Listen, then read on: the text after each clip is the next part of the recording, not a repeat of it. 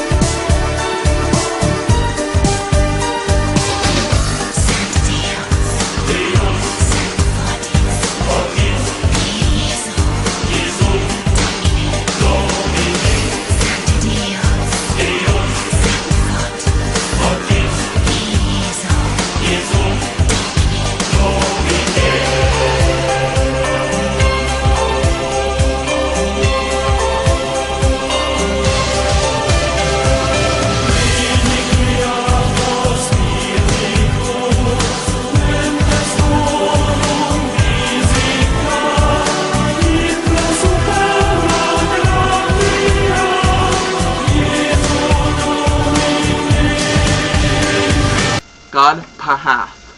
Now, as you saw in the beginning, there was some pretty cool graphic there, the introduction to those. That was done by a user named, right here is his username. He only has 3 uploaded videos, which he did 3 cool digital videos. He's only been a member, on YouTube for about a year.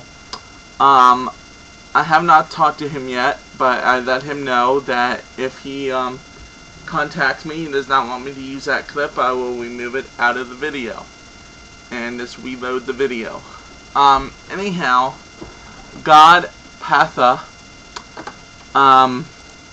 was a very powerful god, and you will find out why. He was God of creation, crafts, reincarnation, DNA. Now, he was also the one who gave the other gods their power. So he was actually feared by the other gods also, even that of God Ra, because he's the one that gave the gods their power, and he could take it away. Some people may disagree with me on the Ra thing. With me being that Ra is a very, very powerful god as well.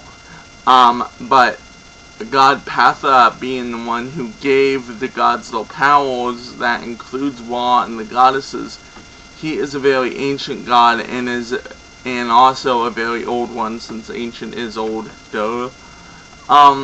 Another thing of him being reincarnation, he is actually the first god that we have came across that is both life and death. That is kind of god of, life and death.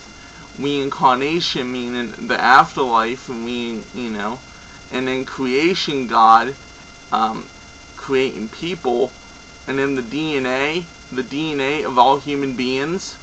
And there was something here I want to show you.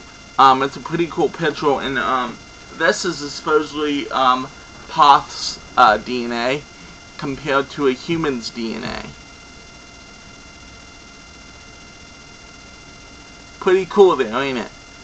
I mean, if you look at it, it's pretty neat. So, Ptah Ptah is the one who created humans and everything.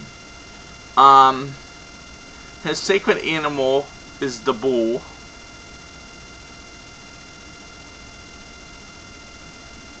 And his sacred colors is gold